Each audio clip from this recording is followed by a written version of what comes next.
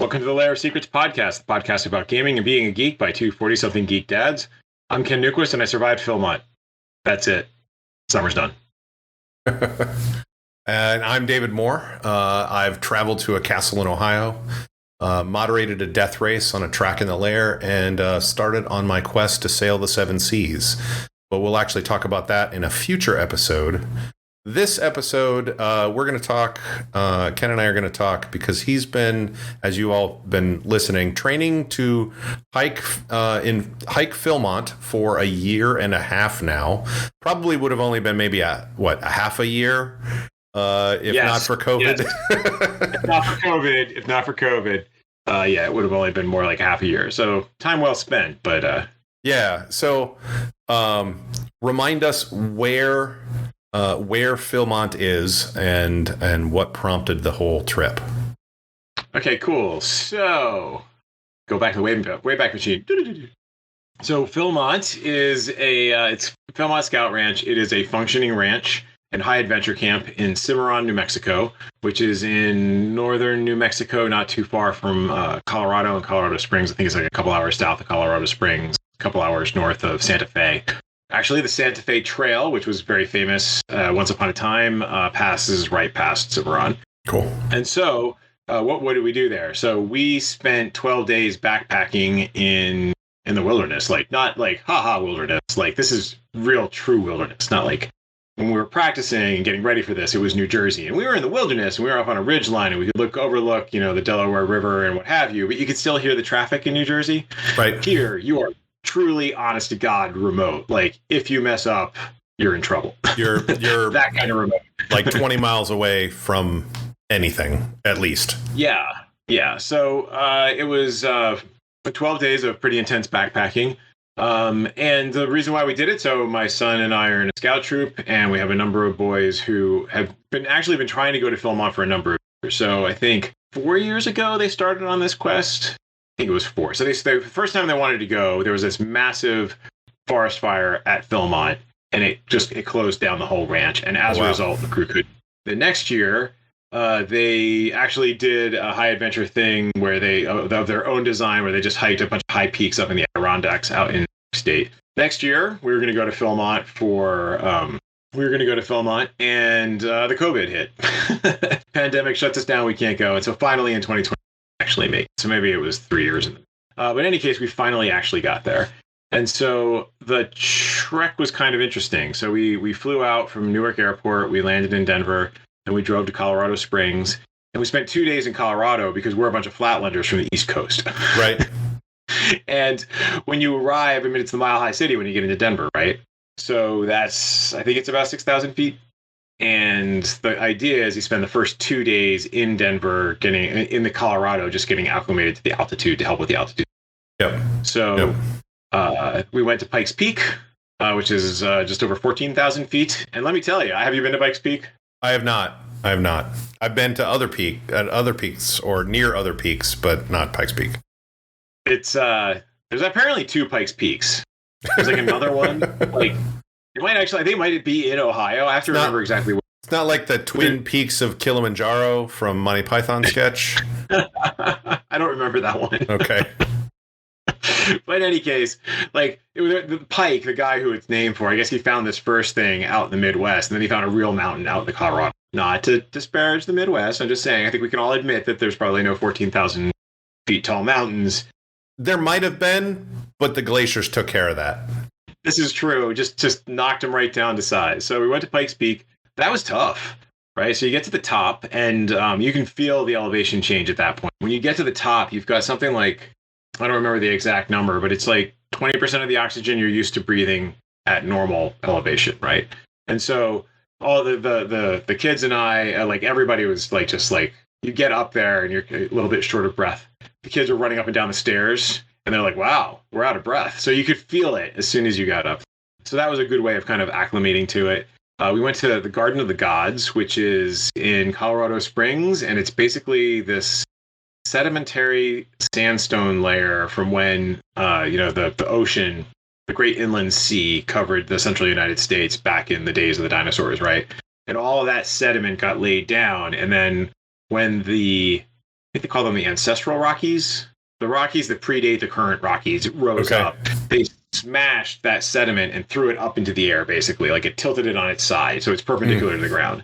So it's very cool, very weird, very red sandstone that just rose up out of the ground, which is really, really cool. It just looks like something out of your D&D campaign. Right.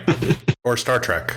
Or Star Trek. Yeah, I mean, you could totally have filmed an episode of Star Trek there. It was, you just needed to be making some sort of rudimentary lathe and trying to fend off a giant reptilian humanoid, right? Yes. And then we went whitewater rafting on the Arkansa River. Nice. Class 3 and Class 4 rapids. First time I've ever done Class 4 rapids. I will freely admit I spent like a good chunk of the time worried that I was going to lose my son out the back. Because, as parents, that's what you do, right? Like, It's some serious water. But you have a guide in the raft with you. And so, that's good. Thankfully, she knew what she was doing. So she would tell us exactly what we needed. So it's kind of like the cheater's guide to Class 4 rapids. Because if it were left up to us, we would have no idea what to do. And we would have bought it multiple times, just, completely swamped and overturned the raft. Right. With her guiding us, much better. So that's my advice. If you're going to do big rapids, bring somebody who actually knows what they're doing. At least the first couple of times until you're used to them. Yes, until you are the expert, I would recommend having someone who knows what they're doing.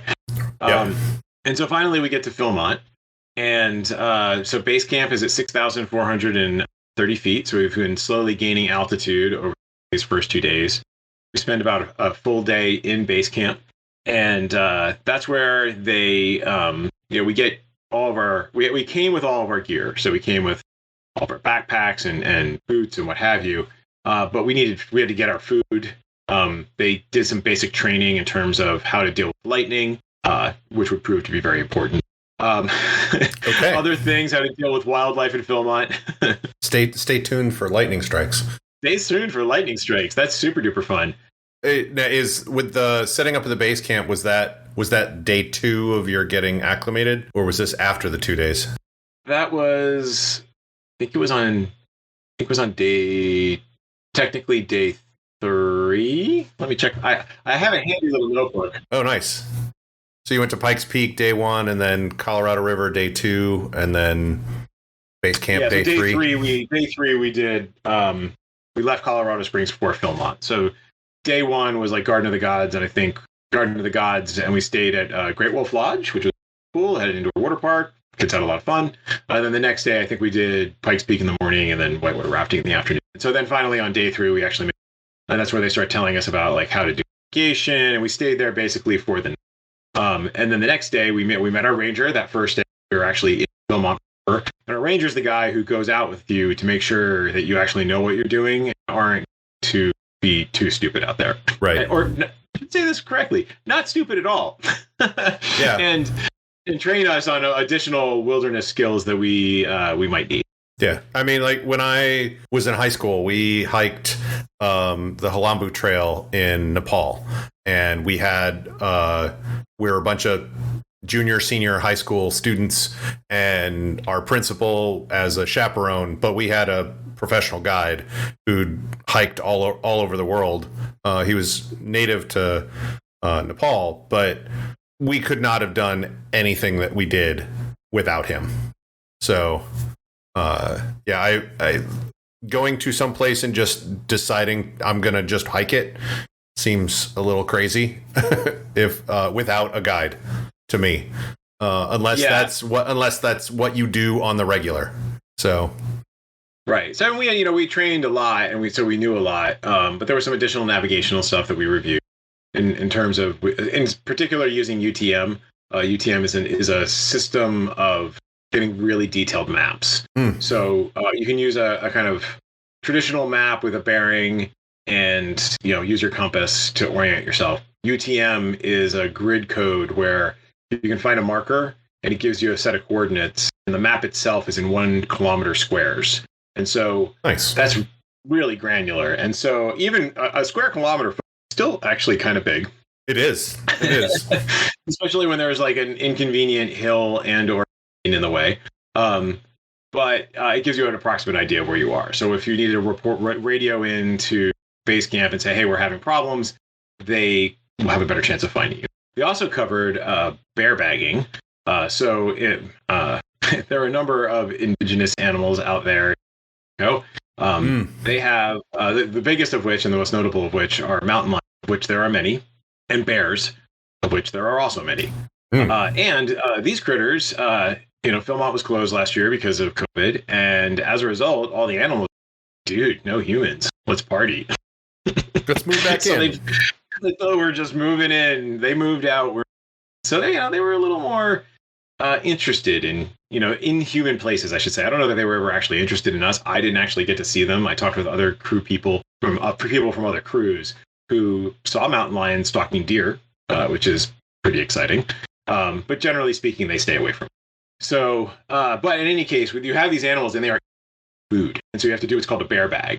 And so the bear bag is you take all of your food, put it into actually several bags, a lot of food, and then you throw it up over basically this bear wire. So they take a wire and they string it between two trees, and then you throw your bags over that cable. And so there's a way to do this correctly. And then there's a harder way of doing it, which is if you venture into the Leave No Trace area or adjacent to Philmont. There's Philmont, which is the Scout Reservation properly, or Scout Ranch proper.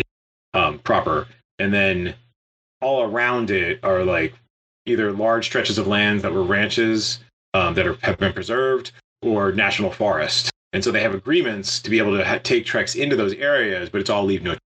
And it's hardcore leave no trace. So there's no bear wires up. Right? If you're hanging stuff, you have to do a very complicated setup to get it up into the trees and get your food up into the trees. There's also, in Philmont proper, you have what are called red roofs, which are basically outhouses. In the leave no trace places, you bring a shovel and you dig a hole and you use said hole.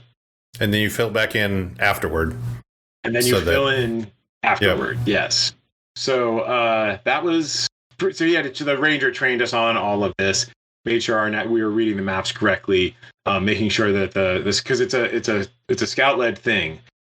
The leaders of our trek were the boys. We were, as advisors, were just there to make as like a safety mark. They kept everybody kept telling us, like the staffers and that we were on vacation. I don't know that I entirely buy that, but that was the idea. They're the ones who should make the decision.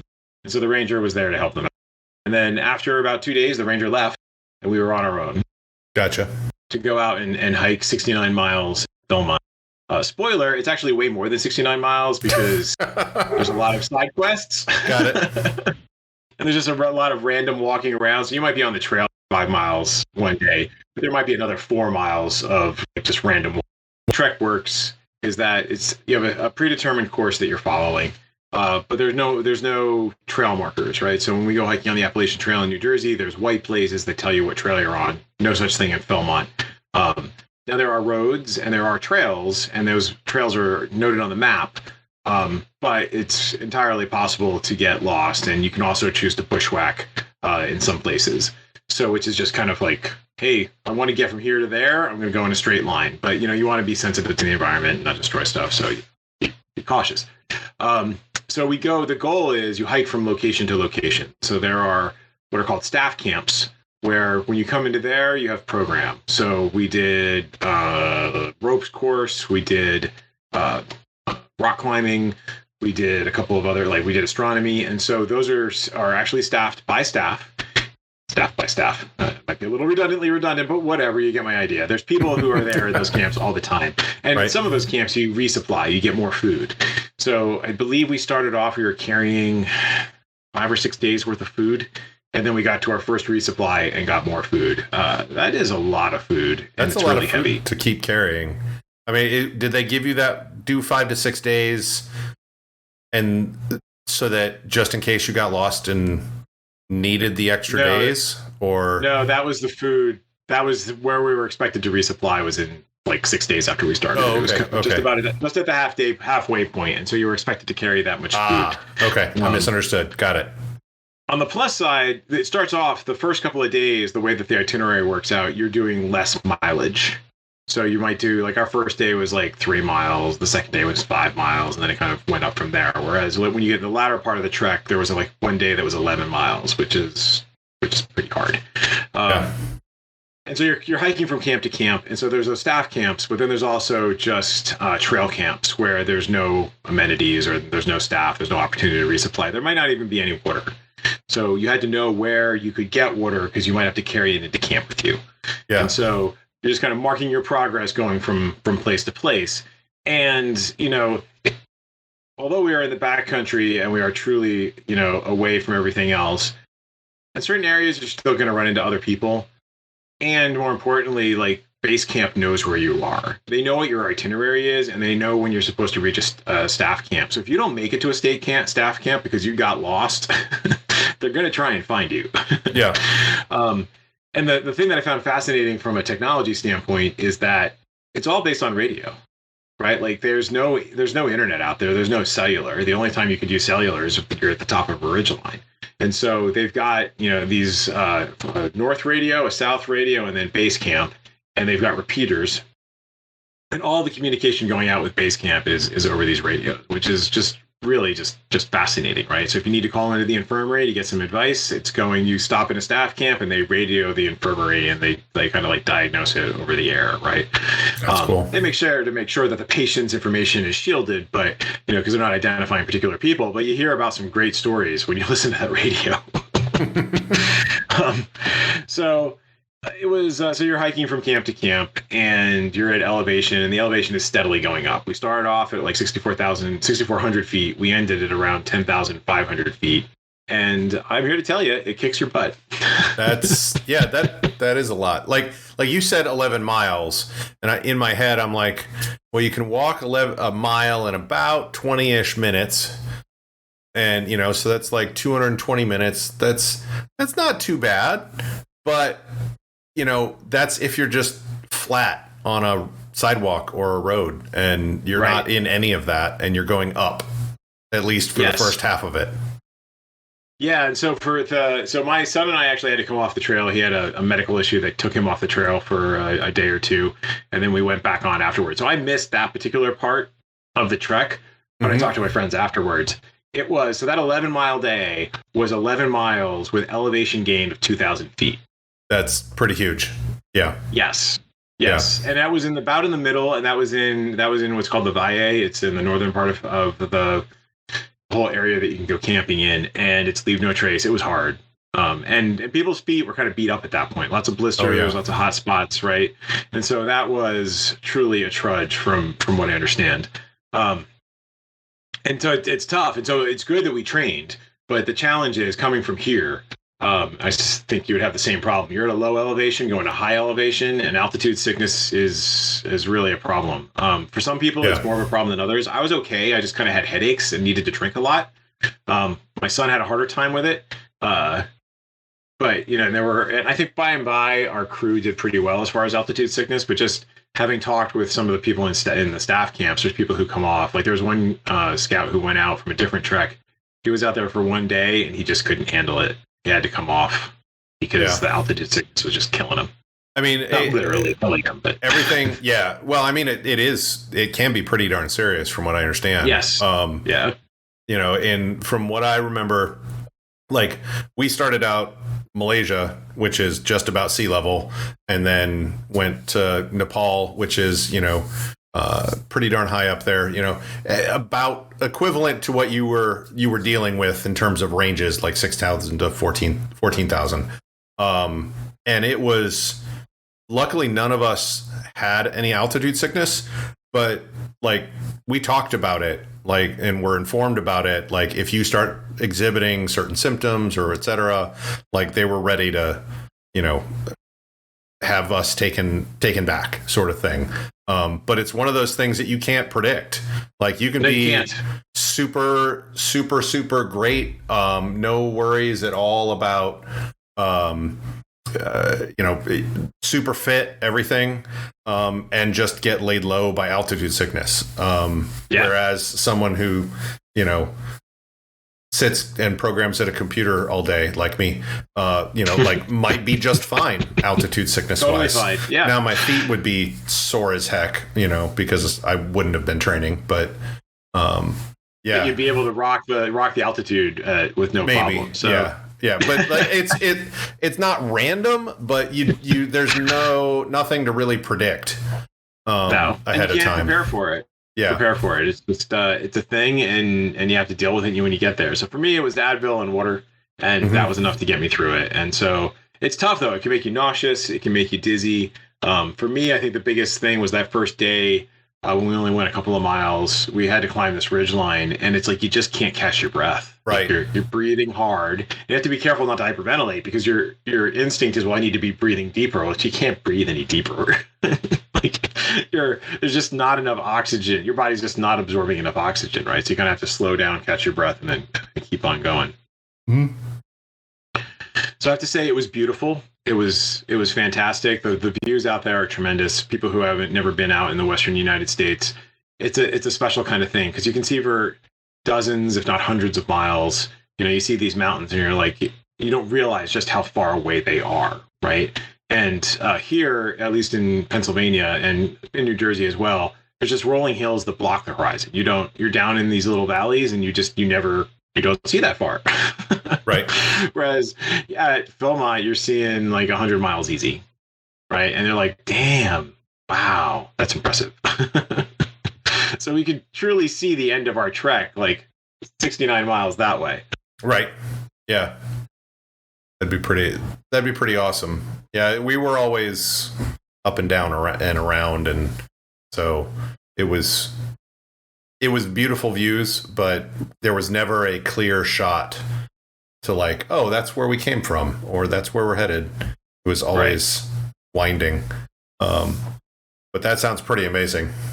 We would get up on these ridge lines, and you could see Mount Baldy is like the highest point within Philmont, and it's distinguished because the top of it doesn't have any trees on it, and so it stands out from all these other things. And so we're slowly making our way towards Baldy, and it just keeps getting bigger in the background. And it was really cool because you wouldn't necessarily see it all the time, but you would come up onto yet another ridge, and you would look and go, oh, hey man, there's Baldy.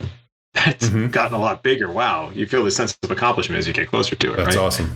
So it sounds like not only is there 2 Pikes Peaks, but there's also 2 Mount Baldys, because there's a Mount Baldy next at Indiana Dunes National Lakeshore, just off Lake Michigan, which is a sand dune, which is a couple hundred feet high. Not at all the same height as Mount Baldy that you were talking about. So yeah. So Philmont is a high adventure camp, and that's to distinguish it from the summer camps that you can go to and say lower adventure camps. So there's a lot of places to do cool things around the country, but there's 4 high adventure camps. There's Philmont. There's another one called Sea Base, which is in Florida. There's Northern Tier, which I think it's in Minnesota. That's all about canoeing and basically you do a bunch of lake canoeing trips from lake to lake to lake, and you portage between each lake. Cool. And then there's Summit, which is in West Virginia, which is just doing really cool stuff like Class 4 and 5 whitewater rabbits. All right. And ATVs and just other really fun adventure type things, right? That's so cool. Here's the thing. High adventure also means legitimately dangerous, right? You can die doing this. The risk was low, like, you mitigate the risk, but being out there, it's legitimately dangerous. You have to take it seriously or bad things can happen. Right. And so we got there in monsoon season, which I didn't know was a thing in New Mexico, but now I do. And they call it monsoon season because it rains almost every afternoon. And so basically throughout July in New Mexico, it's just pretty much raining almost every day. Got it. Okay. And which is a little surprising when you get out there. Like, hey, I thought I was hiking in a desert, and it is. It's a high altitude desert. It has a couple of different kinds of terrain out there. It's not all desert, but it's not sand dune type desert. It's just climate is desert, so they typically during the year do not get that much rainfall. And so we were expecting it to be a lot browner, and because they've been getting actually I think a somewhat above normal amount of rain, it was actually tremendously green. That is unusual. About these storms, yeah, right. Like and you've been training for it and talking about it, but all the stuff we did in our pre-training, they were talking more about like Philmont generically. So if you went in June or August, you wouldn't have seen it as green as when we saw it. You probably wouldn't have to have dealt with the rain either. Probably. And the rain, the rain is actually the least part of it. With the challenge is thunderstorms, and so each of these, the afternoon rain was always accompanied by a thunderstorm. And the first day, like I think maybe the third day out on the trail, second day out on the trail, thunderstorm hits. We had just gotten into our staff camp, and it starts raining. And then it starts hailing, and we thought this was pretty novel. And it starts lightning. We're like, wow, this is getting pretty intense. Then we encountered this multiple times over the next couple of days, and it kind of got to be somewhat old hat. We had one hail storm where you basically could have made snowballs out of the hail. There was that much snow or so much hail that was coming down off of the roofs of the camp that we were in. So, and the challenge of the lightning is, so, when you're home, you go inside. Right. Right. If you're at summer camp, go to the cafeteria, right? Or, get under cover. If you're in Philmont, get to the least worst place you can get. Yeah. Get down off of your elevation if you're up on a ridge or something like that. Right. So if you're up on the ridge, get off a bit, but don't go too far down because there's flash flooding, because that can accompany the thunderstorms. Right. Yeah. Hadn't thought of that. So yeah. You want to find the sweet spot between the doom at the top of the ridge and the doom at the bottom of the ridge, because flash flooding is especially, one storm we had 2 inches of rain in less than an hour. That's a lot of rain. Yep. A lot of rain. And it all just comes down and kind of gets focused. And so it's dangerous. You got to be legitimately aware. And so the great thing about it is it got dry. So it was still desert.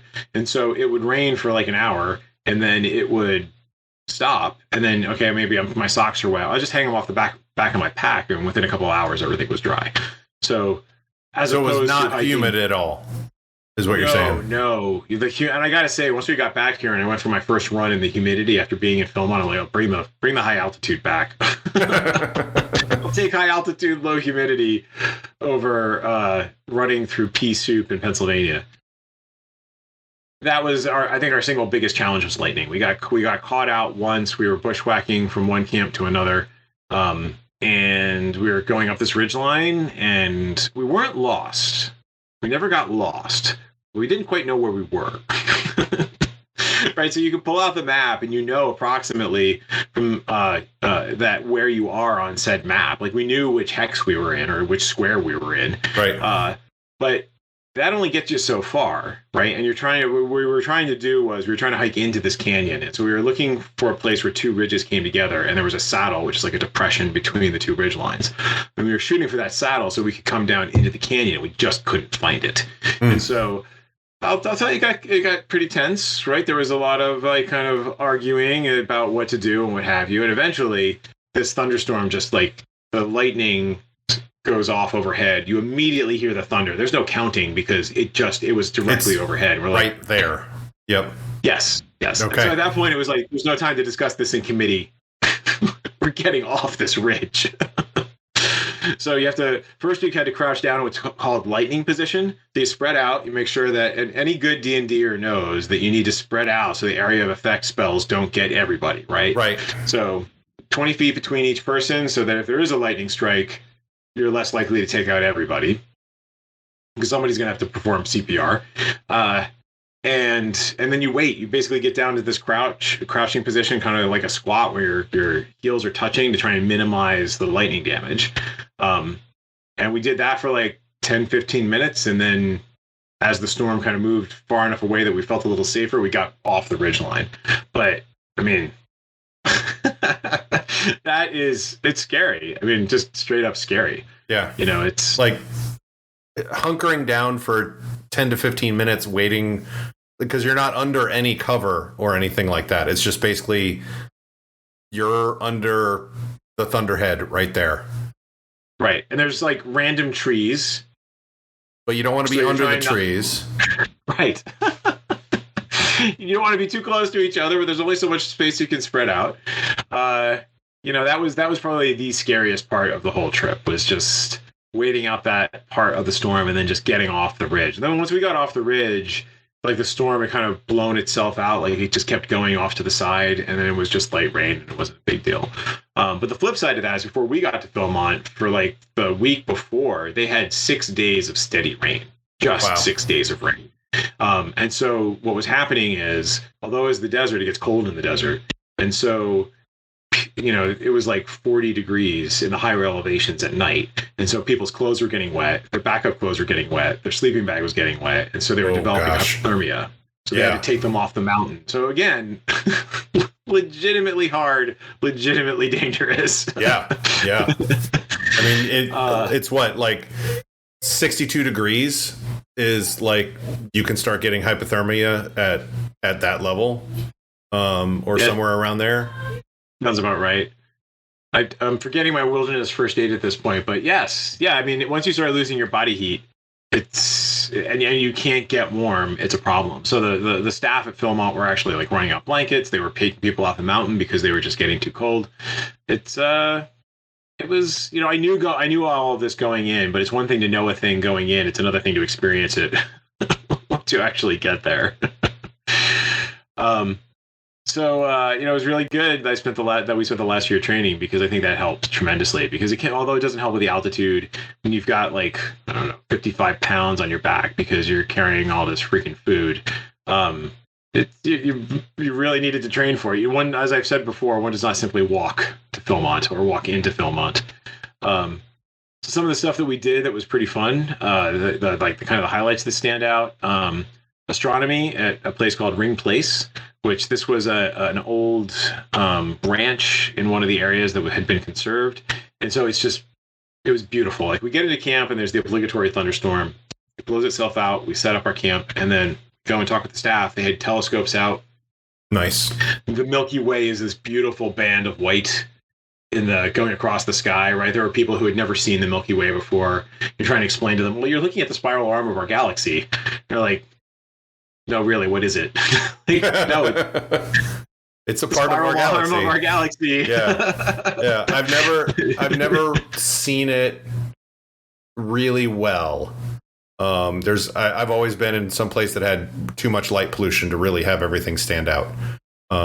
That's something I'm really looking forward to at some point, being able to do. It's really spectacular. And then we saw Saturn through the telescope. We saw the cigar galaxy through telescope, a couple of other things through the telescope. They gave us kind of like the guided tour of the night sky at Philmont, and it was just crystal clear, beautiful, because you're miles and miles away from anything resembling light pollution. So that was very cool. One of my favorite parts. Very cool. The Tomahawk Throwing and black powder muskets. We did that at Camp called Miranda. That was very pretty cool. Actually, black powder rifles, I should say. Yeah. That was really fantastic. Just a lot of fun. It was really the thing we did on, I think, the second to last day we were there. And Tomahawk Throwing, I think in particular, was probably the most fun. Like the black powder muskets, because we were kind of punched. We needed time. We didn't have a lot of time, and there was a storm that was coming in. So they just wanted to get us through it as quickly as possible, so that we didn't have the opportunity to load the rifles ourselves. They were doing it for us so that we could get the shots off. But that was still pretty cool. But the Tomahawks, those are pretty fun to throw. Given the fact that there are axe bars out there where you can, order beers and throw axes at targets, I imagine the Tomahawk Throwing is pretty fun. Oh yes. My gaming groups talked about doing it before COVID. That was on our list of things to do, is kind of like just to go out and hang out for a while. And hopefully one of these days we'll be able to get out and do it again. But yes, it was fantastic. We got to go rock climbing, which was great. Cool. And I'm going to be a little braggy here. 2 years ago, I guess, we went to summer camp, and I basically did kind of like the climbing merit badge. Me and myself and a couple of other of the scoutmasters who were on that trip. We had some downtime because we were mostly older scouts on the trip. And so we basically went and took the climbing merit badge. So we learned how to do it all. We were working on like a rock wall, like an artificial rock wall. And then we got to climb an actual like cliff, because there were these great climbing cliffs near the camp where we were at. Nice. So I actually knew what I was doing. Sweet. And so we go climbing, and I'm like, I knew it was kind of like a set activity. I wanted to make sure that all the kids had their opportunity to climb. And so after I knew that everybody was in pretty good shape, and they were struggling with it, right? Honestly, like, I don't think they had a lot of experience climbing. Mm-hmm. And so, so they're really like having a hard time getting up, and it's taking them like 20 minutes to get to the top of the cliff, 15 minutes to get to the top of the cliff. And then I came over and I did it, and I just went straight up to the top. Nice. It was such a great feeling. Yeah. It's like all the training paid off. I could actually do this. And like to come back down and have some of the scouts be like, wow, Mr. Newquist, you went up that really fast. I'm like, thanks. We'll just call you Spider-Man from now on. Yeah, this was like Spider Dad. Yep. But I did slow down at the top because I got a little bit gun shy. Some of the holes were harder to find because there's an actual like freaking rock wall. It wasn't, there were no artificial grips. You had to find your own grips on the way up. And it wasn't like it was a super challenging wall, but still, it was a legitimate like rock face that we climbed up. So that was nice. That was super fun. Nice. We also played a game called Cowball, which is definitely not volleyball. And if anyone tells you it's volleyball, they're wrong. Even if it has a net that looks like a volleyball net and has a ball that looks like a volleyball, there are a variety of other rules that turn it into something that is definitely not volleyball. Okay. And so this became the running joke. Got it. There were like, I don't remember all of them on the top of my head, but there was like, once you got to 10 points, you had to put this hat on. It was much more like Calvin ball. Right. Than anything else. Like a bunch of set rules that get increasingly goofy as you go along. So that was when you get to 12 points, you have to run the bases. Right. So that was great. And the other thing that it wasn't actually an activity, it's just a thing I started doing was sketching. When I was in high school, I used to do a lot of like art and a lot of drawing and painting and stuff. And I haven't done it in a very long time. I was never particularly awesome at it, but I definitely enjoyed doing it. And so I did a lot of journaling while I was out there. And so I took the time to start sketching. And once I did one sketch, it's like, wow, this was fun. And so I just kept sketching. So I'm hoping to continue that now that I'm back. That's been hard. Yeah. It's, in the morning, the great thing about being out there was there would always be some amount of downtime somewhere. And so you would just get out your journal and start, I'd write down my thoughts for the day and I would sketch whatever I could see. Yeah. It's a little hard to do that back in civilization. Yeah. It's one thing that the smartphone, your iPhone, my Android, fills those times. Or it is really easy to let it fill those times. And if you're out there without any electronics, you've got, you got to fill that time. And sometimes it's better. Yeah, no, definitely. I think to your point, when I've been at say I took my dad to a doctor's appointment, I could have been sketching. I was probably playing on my phone. And I wasn't sketching on my phone. I was playing on my phone. Right. So you raise a good point. We had the leaders had their phones with them, but we were using them for important things like knowing where we are, taking pictures. Your phone becomes very important as a backup. We relied primarily on our navigation skills and not on the phones to figure out where we were. But it was a safety net, and so you can't you can't burn your safety net because you wanted to play Sentinels in the Multiverse on your phone. Right.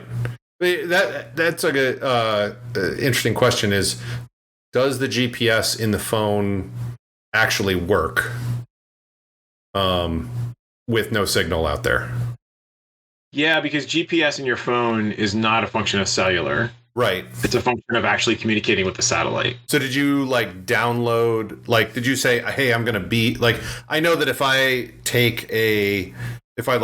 going to be taking a trip, I'm going to go here, Google Maps will say, hey, there's areas here that don't have good cell service. Do you want to download the map? Is that kind of what you guys did? Download the area? Yeah, I don't honestly recall the name of it off the top of my head. And I don't have the app with me, but my phone with me, but there was an app you could download, and we were able to download our itinerary. So download the map, download the itinerary, throw it in, and then you'd be able to see where you were. Gotcha. So with that, you could use GPS to figure out, and you could also use your phone to figure out your UTM coordinates, which was, I think, the bigger thing that we were using it for, right? That makes sense. Where are we exactly? Yeah, that makes sense. And then you pull out the map and try and figure it out. That's cool. It's very cool. So I couldn't help, as we were doing this hike, about thinking about the role-playing game implications, right? Because in your average D&D campaign, as you do in your average, post-apocalyptic Gamma World campaign or D&D campaign or whatever, there are times when you are going overland on a trek and might encounter some stuff. And so, I started jotting down some notes as we were going along. It's just ooh, my players are going to hate this. Actually, they're going to love it. They're going to love to hate it. Right. Yeah, like I told you, I hiked the Halambu Trail. There is a Halambu Rift in my game world. So, there's a lot of inspirations come from hikes as well. So what ones did you have? If you don't want to, if without spoiling it for your players, if they listen. Oh yeah. So so I will say there's just an observation. I think there's a reason why we don't simulate every last mile of an overland trek in your average like D&D or Gamma World game because it's really boring. Yeah. Right? It is technically challenging while you're actually doing it. And I suppose if you came up with some sort of a game to model the hiking, like Through Hiker, we talked about Through Hiker a while back, right? But even that was kind of like doing it at a higher level. Rolling dex checks every quarter mile, as we were kind of doing in the field, is nobody's idea of fun, right? So there's a good reason why we don't do it. It's really boring. That having been said, some things I took away from it. There's interesting landmarks that dominate the terrain. So we were just talking about Mount Baldy, and so this idea of something that stands out and just dominates the landscape for hundreds of miles around, right? And that if nothing else, it's going to make the players go, I want to go there. And you as the DM need to call it out, right? Like I was thinking about this because I know that there's a volcano in my game, in my lunchtime hex crawl game, but I don't know what the visibility of the volcano is. Spending all this time in the Serpent Hills, and so I don't know that they've had line of sight to it, but maybe they did. So I need to go back, hit my map, and think, so I've got these mountains over here. How high are they? And like, can they see the smoking volcano while they're over in the Serpent Hills? I also have these shield mountains that surround the Serpent Hills and kind of turn it into this very arid area. Well, which peaks there are most interesting? Right? Is there one that's geographically, like, geologically interesting that would, monsters go to it, evil overlords want it? I like that because, like, growing up most of my life in the Midwest, there aren't features like that. The only feature like that was like when I would live in Northwest Indiana and I could see the Sears Tower on a very, very clear day. And yes, it was the Sears Tower back then. It's changed names like twice since then, but yeah, it's I hadn't living where I am. I hadn't even thought about something like that. If you've got a huge mountain range or even just or a couple of distinctive peaks, no matter where you are in the general area of civilization, you're going to see those peaks from different angles. And yeah, it could definitely be a we see that from 100 miles away. I want to go there sort of drive. There's also, they're important just as landmarks. So there's a thing called the Tooth of Time, which is this big stone cliffy type thing that sticks off the edge of a ridgeline, and it's above base camp. And so well before Philmont was there, back in like the 1800s, it stood out on the Santa Fe Trail as a key landmark, knowing that you were in the right direction to go to Santa Fe. And if nice. if you're on a horse or you're in a horse-drawn carriage, right, and your life depends on finding Santa Fe, being able to see the Tooth of Time and knowing you're on the right way. And I think it was like 2 days wagon ride or something like that from the Tooth of Time to Santa Fe. So it was a very, significant landmark on the Santa Fe Trail. So that's another thing, right? Like, are we going the right way? Hey, here's this, thing that, and everybody knows about it, right? Like everybody is aware of this thing. Everybody talks about it. It's notable. It maybe have religious significance. So it dominates the landscape in a different way because it's kind of a touchstone for where you're going or where you might have been. That's really cool. Yeah. Interesting terrain. So a lot of times we're like, and you're walking down the trail. How has that trail come to be? Was it a game trail? That's a pretty obvious one. What about one that was carved by water?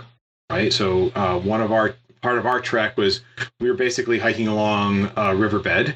And as you're hiking along it, as I was talking about flash floods, you can't help but think, when did the water do all of this? Right? Is it coming back? Right? And calling those out as details, right? Like, you're hiking along the trail and you might, call for a nature check. Like, you can't help but notice that all the stones along the sides of it have been worn smooth over time. Like, perhaps, I don't know, by what? Oh, maybe water, maybe wind. Either one of those could be potentially interesting because the weather could impact you in some way. Water, perhaps more pronounced than the wind if a sudden, a wall of water suddenly shoots up from somewhere, right? But also to tie those things together, so I'm going to talk about weather is dangerous in a second, but you lay the clues, right? You're walking down the trail. You notice that this has been a trail that was carved by water.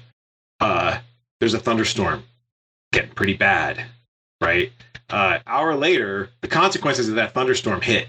It's not actually the lightning you had to worry about. It was the 3 inches of rain that just fell in an hour that are now coming down the trail towards you. Right. Another interesting, and I can't remember the name of the mountain off the top of my head. I should have written it down before we started doing the podcast. I think it was called like Devil's Ridge. I think there's a name for it in Spanish, and it's made out of iron. And so it's basically this very sort of flat plateau. It's not really a ridge. I think it's actually a plateau, and it's made out of iron. And I think it's like the second most frequently lightning struck place on the planet. Yeah, that's the ridge you do not want to be on when the thunderstorm hits. Right. And what's there, right? So in a fantasy world, God, the elementals have got to be hanging out there, right?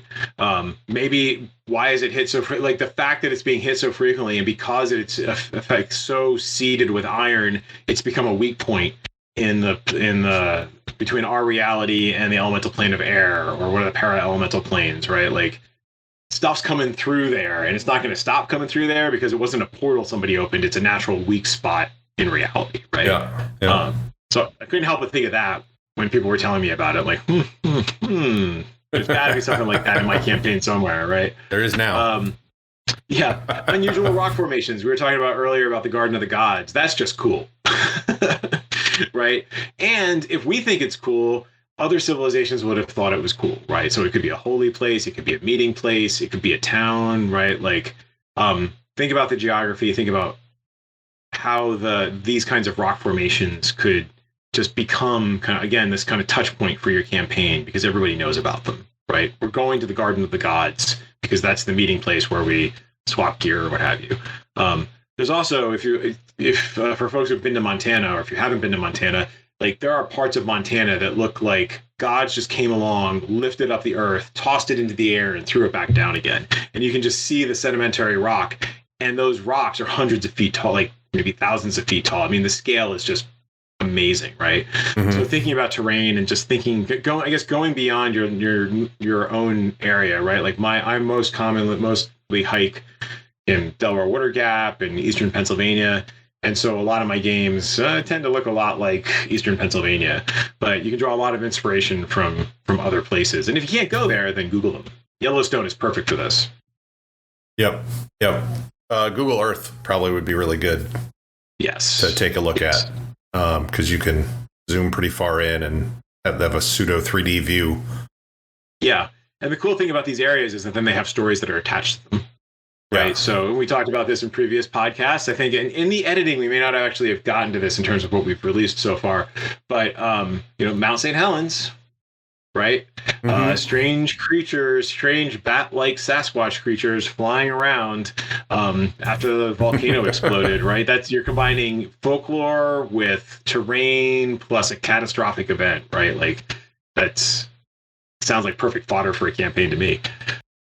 And again, going back to it, weather is dangerous. So lightning, flash floods, massive hail, weather transforms safe terrain into dangerous terrain. So, think about that when you roll the survival check to figure out where they're going to camp.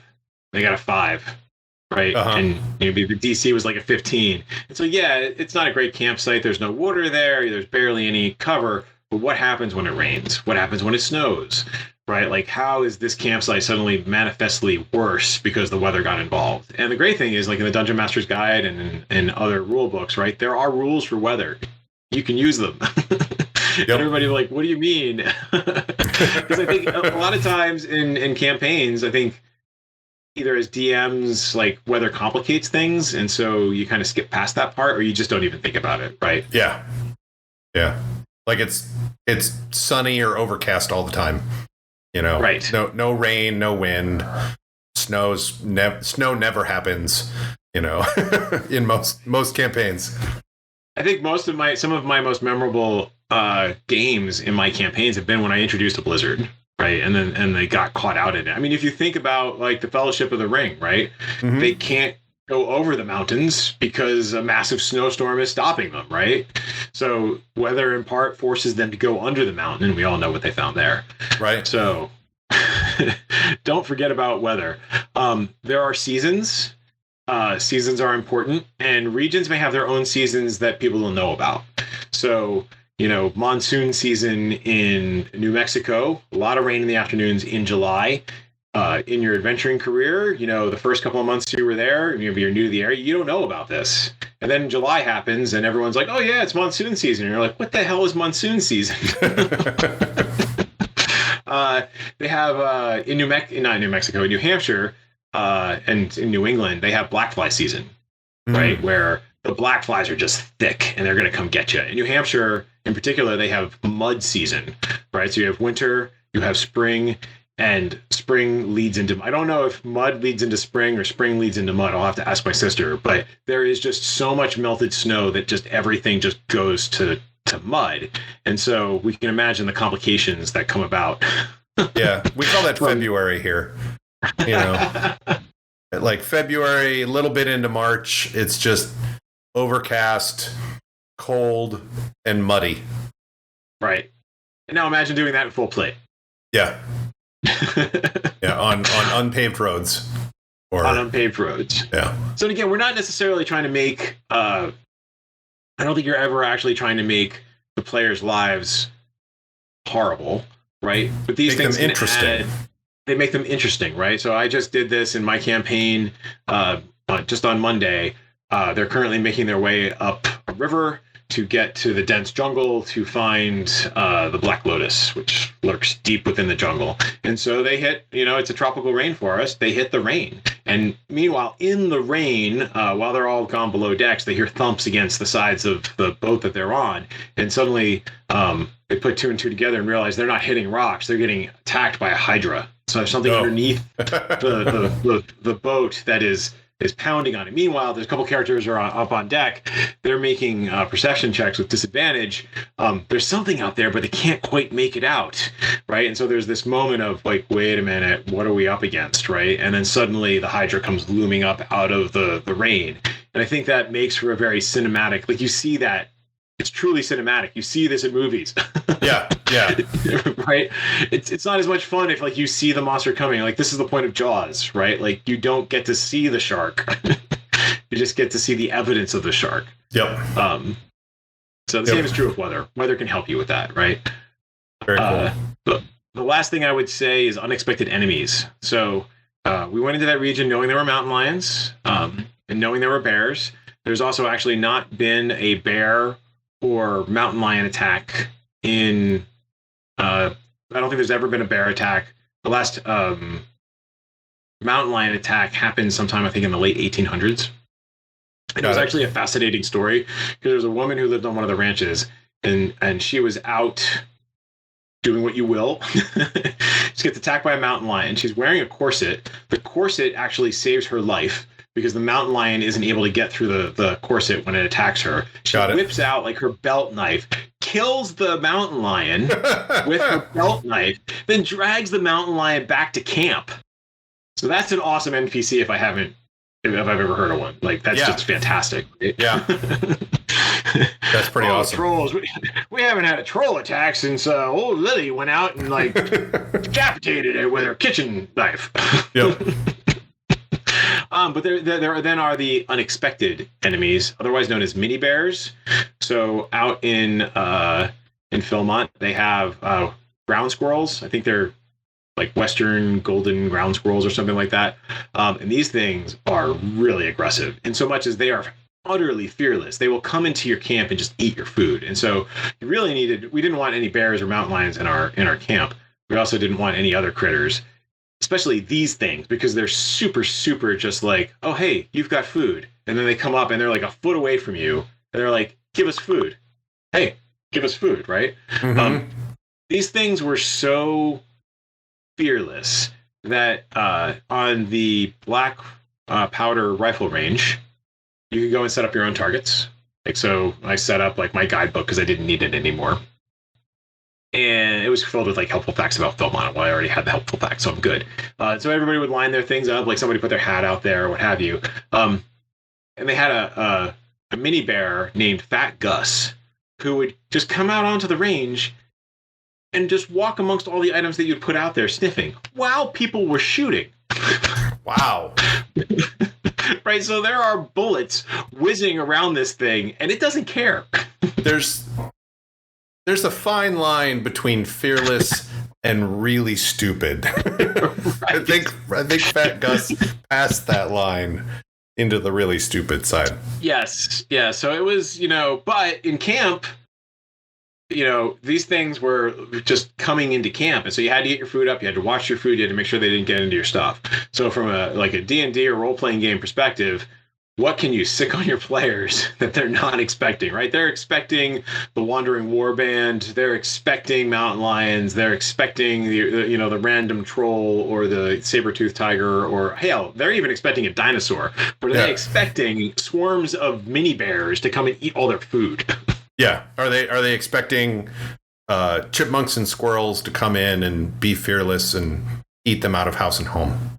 And then they're a week away from civilization and have like whatever food they were able to salvage from being pillaged in the middle of the night. Right. And suddenly that survival check becomes that much more important. And the funny thing about all of it was some of the scouts on our truck were like, well, these things are acting really weird. Right? When they first encountered them, they're like, they must be rabid because they're coming into our camp and they're utterly fearless. They must be rabid. And like, in this case, it was actually a baby little ground squirrel came into our camp, and he was just very confused and hungry and scared all at the same time. Mm-hmm. So he really wanted food, but he didn't want to be around people, but he really wanted food, but he didn't want to be around people. And so they're like, oh my gosh, this thing's acting really weird. Like, no, I think this is just what they do. Because we had encountered them previously when they were trying to get into our snacks, because we had been split off from the party, from the crew earlier in the day. Like, no, I think this is just how they act. And then the next day they saw them at the rifle range and they're like, okay, we understand now. These things are hereditarily... They're accustomed to humans, for sure. Yes, definitely. And then, so the other thing is, what moves in when something's been abandoned for a short period of time, right? So there's a place called Baldy Town. It's located next to Baldy Mountain. And when nobody was there for a year, wood rats moved in. Oh, and these are, from what they we didn't see them. We only got to hear about them from talking with the staff. But it sounds like they were very familiar, very similar to rodents of unusual size from The Princess Bride. Like, these aren't just cute little rats. These are big rats. And Baldy Town is where you resupply for food, right? And so there's a lot, like they had to lock everything down, like they had to make sure that nobody was leaving any food out, right? So, town got abandoned because there was some sort of, freak natural occurrence the year before, what have you, plague, whatever. You come back, what's moved in, right? And what won't leave. Yep. So, there's a story hook right there, right? Like, well, we tried to reoccupy the town, but we got this problem with rats. And then the adventurer's like, rats, whatever, we're not first level. But they're dire rats. Nice. I like it. I like it a lot. So that's pretty much my ideas from Philmont. It was truly fantastic. It was a great trip. There's probably another idea or three squirreled away in my journal that I didn't find, but it was great for hiking, and it was a great experience, and it was great for my game. Very cool. Very cool. Yeah, I want to be able to do something like that pretty soon, too. So probably on the water. But yeah, I can't wait to hear your own stories of time out on the water. Yeah. But that'll be a future show.